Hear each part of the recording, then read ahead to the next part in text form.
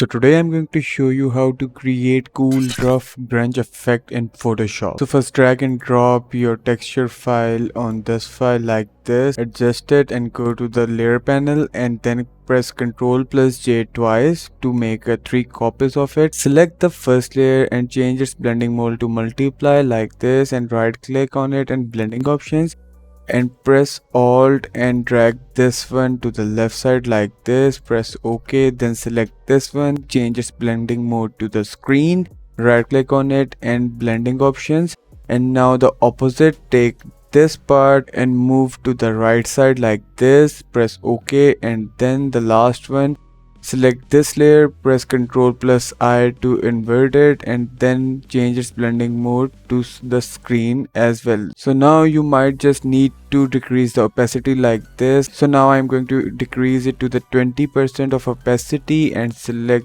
this layer again.